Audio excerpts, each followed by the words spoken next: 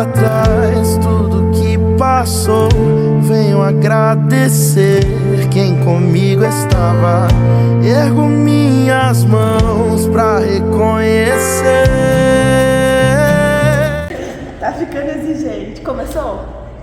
Tudo bem, Ellen? Tudo bem. É bom ter você aqui com a gente no Conectadas para mais uma entrevista. E eu quero começar pelo começo da sua história. Conta pra gente um pouquinho ali da sua infância, como foi, você cresceu num lar cristão, não cresceu?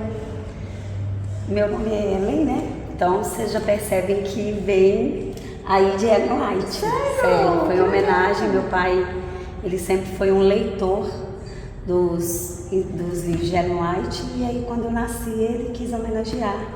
Então eu realmente nasci na igreja, sou adventista de berço, e a minha infância foi muito ligada à igreja, envolvida com os eventos da igreja, muito participativa. Meu pai sempre foi primeiro ancião da igreja, o pessoal até confundia ele com o pastor Siqueira, né, porque ele se chamava Siqueira. Então, às vezes, eles achavam que eu era a Ellen Siqueira, porque o pastor Siqueira tem uma filha que chama Ellen Siqueira. Nossa, quantas coincidências! E aí, sempre foi muito ligada à igreja, sabe? Eu lembro da minha infância sempre na igreja, em todos os eventos, inclusive eventos de pessoas mais velhas, eu estava em todos. Meu pai e minha mãe me levavam em todos os eventos. Então, a minha infância toda foi ligada à igreja. Entendi. Então você cresceu no lar adventista. No lar adventista. Como foi então o ponto de decisão na sua vida? Assim, não, eu quero realmente seguir por esse caminho, não tem a ver mais com a família, mas eu estou decidindo agora estar com Jesus. O meu pai, ele sempre falava muito sobre os ensinamentos bíblicos com a gente, e à medida que a gente foi crescendo, ele falava com a gente muito sobre relacionamento. Ele falava que a gente não poderia casar com alguém fora da nossa fé. Então ele enfatizava muito isso. E eu tinha isso no meu coração, né? A gente ia crescendo e sempre pensando isso. Eu sempre pensava que eu ia casar com alguém da igreja, né? Porque ele sempre enfatizava isso. E a minha infância inteira eu tinha vontade de ir para o colégio. Sempre tive vontade de estudar no colégio interno, desde pequenininha. Eu escutava as pessoas contando, os comportores, os pastores, contando sobre o colégio interno, e aquilo me dava uma vontade imensa de estar naquele lugar, até porque eu não tinha condições de estudar no colégio adventista aqui em Belo Horizonte, né? Meu pai, eu sou filha de a irmã mais nova de 4 irmãos, e a minha mãe, ela várias vezes tentou conseguir uma bolsa, mas essa bolsa deveria ser para os 4. Como ela nunca conseguia para os 4, ela não achava justo um estudar lá e os outros não. E eu sempre tive vontade, gente, meu sonho é estudar na escola adventista, eu não posso. E a minha mãe lutou muito para isso, mas infelizmente na infância e na adolescência não aconteceu. E eu fiquei com aquele sonho guardado no meu coração. Ai, gente, eu quero um dia estudar na escola adventista, ter esse privilégio. Eu achava que seria algo assim marcante na minha vida, e ficou guardadinho lá. E você me perguntou, e o momento que eu decidi foi nesse período da adolescência, que eu comecei a namorar um rapaz fora da igreja, e esse rapaz me pediu para casar, me deu uma aliança, e sempre ficava na minha mente. Eu tinha 16 para 17 anos, era bem nova. Mas o rapaz era um rapaz muito sério, e eu sempre fui muito séria, sabe? Muito focada, muito disciplinada. E aí, quando eu comecei a namorar, ele era cristão, mas não era da igreja adventista. Ele falou assim: não, mas eu vou para a sua igreja, eu me batizo lá e tal, e me deu uma aliança. Só que na minha mente sempre ficava meu pai falando: nunca namore e case com um rapaz que não seja da sua fé, né? Porque é muito complicado, e aquilo ficava no meu coração. E aí eu resolvi orar, né? Falei: Senhor, meu pai falou isso comigo a vida inteira. Eu sempre, procurei namorados na igreja, mas nunca tive assim uma pessoa que me interessasse. E aí apareceu esse rapaz, e eu comecei a namorar, e ele veio com uma aliança, com uma proposta de casamento, um rapaz sério. E eu sabia que aquilo estava errado. Aí eu orei, eu falei: Senhor, eu sei que não é da tua vontade, porque eu já sei que a tua vontade é que eu case com alguém da igreja. Então me ajude, tire do meu coração isso e faça uma forma para que eu consiga me livrar dessa situação, porque para o adolescente e para o jovem não é fácil. Eu estava apaixonada, um rapaz muito bom, então eu precisava de uma ajuda divina mesmo. E eu lembro que isso foi numa sexta-feira, num sábado, o meu pai, ele acordou e falou assim: Ellen, você vai comigo para o encontro de anciãos. O que você vai fazer no encontro de anciãos? Nossa, tudo bem. Mas como eu ia em todos os eventos, eu falei, não, vou com meu pai. E chegou lá, nesse encontro de ancião, tinha um quarteto cantando, que era o Quarteto Atos. Entendi. Só que aí volta um pouquinho da história, né? Onde? Quando eu fiz 16 anos, eu conheci o Fábio, que é meu esposo, num acampamento. Um acampamento jovem com o pastor Braga. O pastor Braga é muito conhecido pelo pessoal aqui da Mineira Central, mais antigo. O pastor Braga fazia vários eventos, né? E num desses eventos eu estava e nós sentamos numa capela e ele fez uma dinâmica que você escrevia o nome no papel e amassava e jogava o papel, e aí você pegava e ficava jogando os papéis assim para todos os lados, aleatório. E um papel caiu no meu colo. Aí quando eu abri o papel estava escrito Fábio Meirelles. Aí eu falei assim, olha, eu já ouvi esse sobrenome. Aí eu lembrei que era do pastor da minha igreja, pastor Joel Meirelles. Eu falei assim, conheço. Aí alguém falou, é um dos filhos do pastor Joel. Aí eu lembrei que eu conhecia o Marcelo e o Ângelo, que eram os mais velhos, mas não conhecia o Fábio, que era o filho mais novo. Aí eu falei assim, gente, eu conheço o pastor Joel. Inclusive o meu pai vendeu a casa que eles moram hoje. Foi meu pai que vendeu o lote para eles. Então as famílias se conheciam, mas eu não conhecia o Fábio. E o papelzinho dele caiu no meu colo. E a dinâmica era o seguinte, você tinha que procurar a pessoa do papel, conhecer ela durante o acampamento e orar por ela. Aí eu comecei a orar por ele. E aí 2 dias depois eu procurei ele para falar que eu estava orando por ele. E a gente se conheceu. Eu tinha 16 para 17 e logo depois de eu ter conhecido ele, eu me relacionei com esse rapaz, eu não vi ele mais. E depois que eu orei e pedi a Deus uma resposta, nesse sábado eu encontrei o Fábio lá. E aí o Fábio veio conversar comigo, a gente conversou, e a partir daí a gente começou a ter uma amizade e acabou a gente namorando. E eu terminei com um rapaz antes, namorei com ele, namoramos 4 anos e nos casamos. E eu tinha certeza que era porque era Deus me dando uma resposta. Porque eu sempre sabia que eu tinha que casar com alguém da igreja. Porque eu sabia que Deus tinha um propósito para mim, que eu poderia fazer mais, sabe, na igreja, que eu poderia ajudar de certa forma. E aí eu terminei com um rapaz e comecei a namorar com o Fábio e nos casamos. Olha, vamos voltar um pouquinho essa história aí, tá interessante. Conta pra gente agora como foi, assim, você foi muito rápido, eu quero mais detalhes. Esse casamento, como foi essa decisão? Ele já estava fazendo teologia? Foi depois que vocês casaram? Como foi inserido aí o ministério na vida de vocês? Conta mais detalhes pra gente. O Fábio, ele já tinha um ministério na música há muitos anos. E ele também tinha as questões espirituais dele e ele não sabia falar muito. E ele gravou uma música nesse período que a gente se conheceu, que foi a música Deus o Pode. E através dessa música, ele começou a perceber várias pessoas entregando a vida a Deus, milagres acontecendo, e ele sentiu no coração dele a necessidade de ajudar mais nesse aspecto. Embora o pai dele já era pastor e ele ainda não tinha pensado na possibilidade de ser pastor, porque ele gostava mesmo era de cantar, ele não sabia falar direito, mas ele sentiu no coração dele que ele podia mais. Aquela música transformou ele, mostrou para ele que ele poderia mais.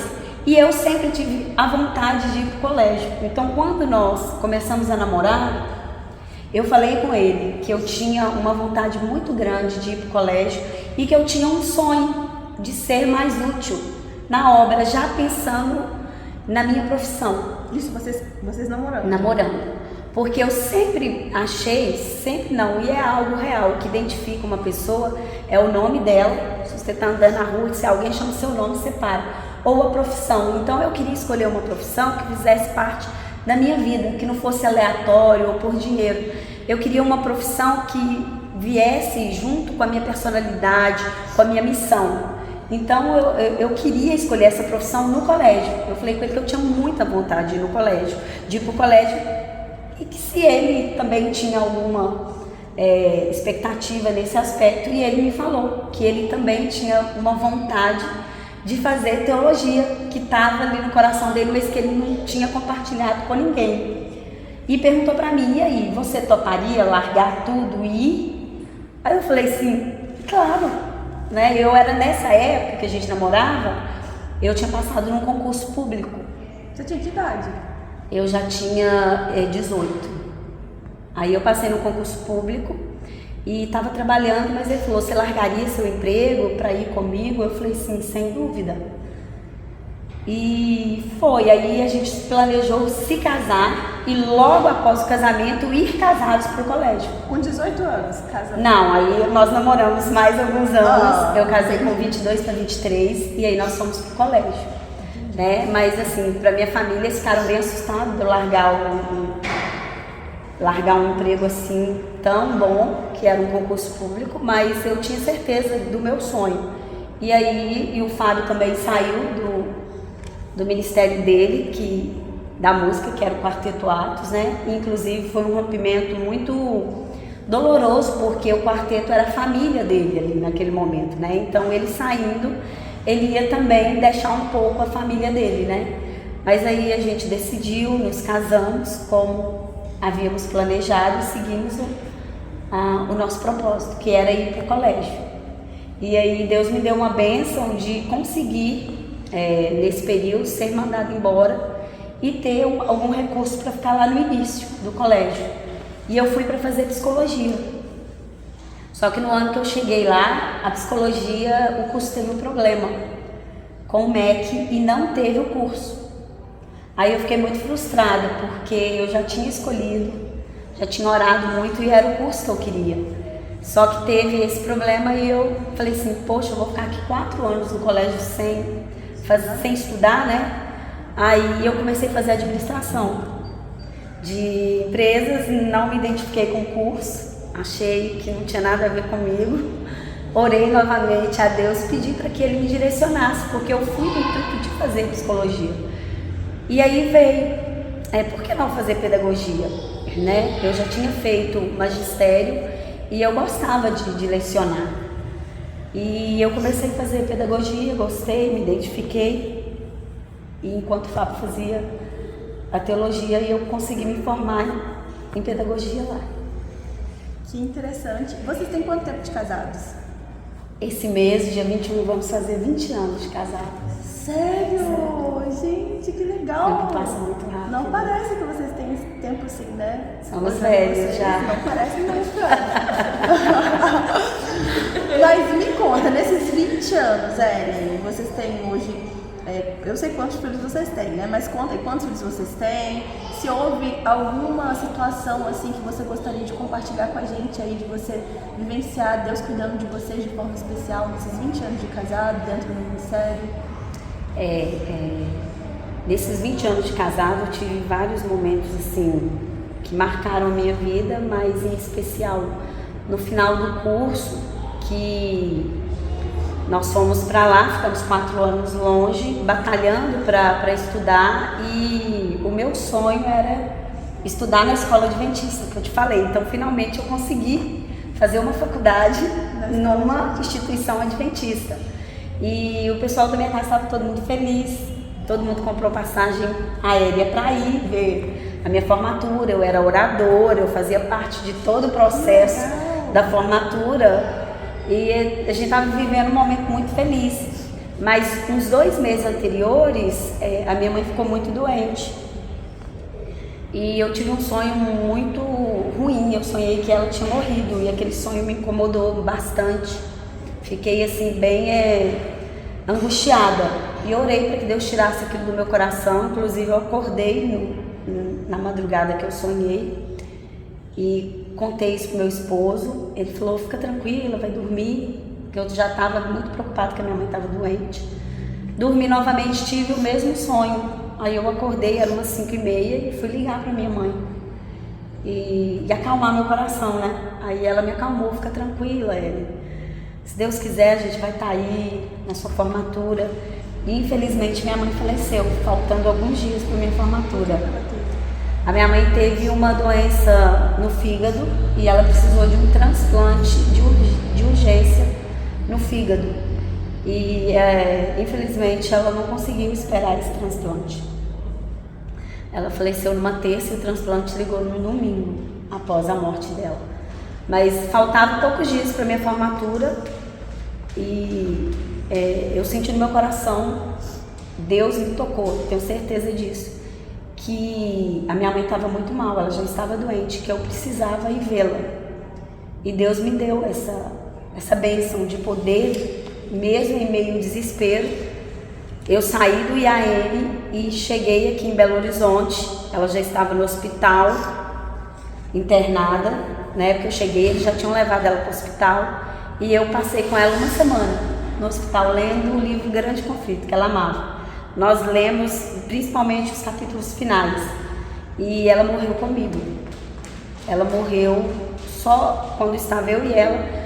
Da mesma forma que eu vi no sonho, aconteceu, e aquilo mexeu muito comigo, porque para mim foi um questionamento muito grande, porque a gente estava terminando o ministério e eu estava muito empolgada para entrar no ministério e ajudar as pessoas, e eu me vi numa situação muito delicada emocionalmente. Pensei, como que eu vou poder ajudar as pessoas se eu estou precisando de ajuda? Então aquilo assim me angustiou de uma forma de me fazer desistir. Quando eu perdi a minha mãe, que a gente entrou no primeiro ano do ministério, eu me questionei, né? Como que eu iria ajudar as pessoas se eu estava emocionalmente muito fragilizada? E quando ela faleceu, que eu estava em Belo Horizonte, eu pensei em desistir. Aí eu orei ao Senhor e falei que eu não voltaria para o colégio mais. Que não fazia sentido eu retornar, porque eu fiquei 4 anos lá, eu queria muito ter minha mãe ali naquele momento. Como é que eu ia conseguir? Tudo bem. Mas aí eu pensei em desistir pela morte da minha mãe, né? Eu estava fazendo meu TCC na época e na semana seguinte eu deveria apresentá-lo à banca. E o meu TCC falava sobre inteligência emocional. E inclusive a minha frase era uma frase que fica guardada. Eu falava assim: feridas físicas saram com o tempo, mas feridas emocionais podem sangrar uma vida inteira. Então aquele projeto que eu estava fazendo era para mim. E para mim apresentar aquilo ali era quase que impossível. Então eu me vi numa situação que realmente eu queria desistir. Aí eu falei que eu não voltaria para terminar o curso, meu curso, que o Fábio voltaria. Ele se formaria, mas que eu não voltaria, porque eu realmente não estava bem. Eu entrei numa situação de depressão muito profunda, porque a minha mãe era muito jovem, ela tinha 56 anos. Então assim, foi realmente um baque muito grande para mim e para minha família. E para minhas irmãs, e a gente ficar longe uma das outras, assim. Então eu decidi ficar. Mas eu tive um sonho, Deus me falou. Nesse sonho, logo após que eu sonhava que eu via minha mãe restaurada. E eu sentia no meu coração Deus falando: você... Ela já tinha falecido? Sim, na semana que eu estava aqui em Belo Horizonte. E eu sentia Deus me falando: você vai rever sua mãe mais rápido do que você pensa e ela vai estar bem. Então vai, termina. E Deus sabia que eu precisava daquele sonho, daquele toque dele para me ter forças para retornar para o colégio. E aí eu retornei e finalmente consegui concluir com muita ajuda, fiz a apresentação do meu trabalho e concluí o curso. E meu pai e minhas irmãs, todos foram na minha formatura, né? Eu fui oradora, foi muito choro, muito triste, mas assim, eu consegui me formar, porque eu tenho certeza que foi pela presença de Deus mesmo. Mas foi um momento assim muito difícil entrar no ministério com essa situação fragilizada, essa ausência. E eu machucada emocionalmente, né? No momento que eu precisaria doar muito de mim para as pessoas. E esse desafio foi o único que você teve nesses 20 anos, assim, mais difícil? Não, tiveram mais. Aí logo após que nós nos formamos, o Fábio recebeu o chamado e nós fomos, a primeira igreja que ele foi ser pastor foi em Montes Claros. É mesmo? Que é no norte aqui de Minas. E fiquei longe da família, estava ainda muito emocionalmente abalada, mas decidi seguir e decidi fazer a obra de Deus mesmo assim. E naquele ano foi um ano de muitas bênçãos, porque eu montei vários pequenos grupos com mulheres, e eu lembro de uma pregação que eu fiz, que uma moça entrou em contato comigo e falou que queria estudo bíblico comigo. E eu comecei a dar vários estudos bíblicos. Então foi um momento que eu estava muito próxima de Deus. E desses estudos bíblicos vieram vários batismos. E eu me senti assim muito bem, ajudando, eu sendo tão pequena, emocionalmente tão fragilizada, mas mesmo assim Deus deixando eu ter o privilégio de ajudar na obra dele. E aí nesse período foi uma bênção, mesmo com as dificuldades. Aí eu estava querendo engravidar já, a gente já tinha quase 7 anos de casados, né? E eu queria engravidar e comecei a planejar a minha gravidez, e o meu pai ficou doente. Meu pai teve uma suspeita de um câncer de pele e acabou descobrindo que realmente era um câncer de pele. E aí naquele momento que eu estava planejando já entrar numa outra fase feliz da vida, eu me vi novamente num momento muito complicado, que era cuidar do meu pai. E aí eu resolvi levar o meu pai para Montes Claros. E lá eu consegui uma cirurgia para ele. Ele chegou a fazer uma cirurgia de câncer de pele e eu cuidei dele lá em Montes Claros. Só que no final daquele ano, o Fábio recebeu um chamado e nós fomos para Rondônia. Nossa! E já nesse período que eu estava cuidando do meu pai, eu engravidei do Davi, do meu primeiro filho, e eu tinha acabado de ganhar ele quando ele recebeu esse chamado. Então eu estava com 15 ou 20 dias que eu tinha acabado de ter o Davi, e aí ele recebeu esse chamado para Rondônia, e o meu pai doente, e aí ele me ligou e falou assim: Ellen, recebi um chamado, o presidente me ligou para ir para o Noroeste, né? E aí quando ele falou, eu entrei em desespero, comecei a chorar e falei que não queria ir. Tinha acabado, né, pouco tempo que eu tinha perdido minha mãe e meu pai estava doente, tinha acabado de ter um filho. E quando eu desliguei o telefone, mais uma vez eu senti Deus falando comigo, né? E eu sabia que por mais que estava sendo difícil, Deus ia cuidar de mim. E aí eu liguei novamente e falei assim: Fábio, eu não quero ir, mas eu vou. Eu sei que Deus vai cuidar da gente. E fomos para Rondônia com 20 dias de nascido do Davi. E lá em Rondônia foi uma bênção o ministério, apesar de todos os percalços, as dificuldades, Deus sempre nos permitiu ser úteis na obra, e isso fazia a gente feliz. E lá também, meu esposo foi departamental de 3 áreas lá, e trabalhava muito, então ele viajava muito lá. E quando eu cheguei, eu não conhecia ninguém lá. E no segundo dia o Davi engasgou e perdeu o fôlego lá com um remedinho que ele estava tomando. E mais uma vez Deus, ele esteve comigo. O Fábio estava viajando, eu estava só. Eu lembrei de uma vizinha que tinha se apresentado para mim. E eu gritei a vizinha de dentro da minha casa, ela apareceu na porta, já com o carro, e me levou direto no hospital. E aí depois eu descobri que ela era advogada da Unimed, que era o plano que eu utilizava lá. Então não tinha ninguém melhor para me levar do que ela, nem o próprio Fábio, meu esposo, me levaria, porque ele também não conhecia os hospitais.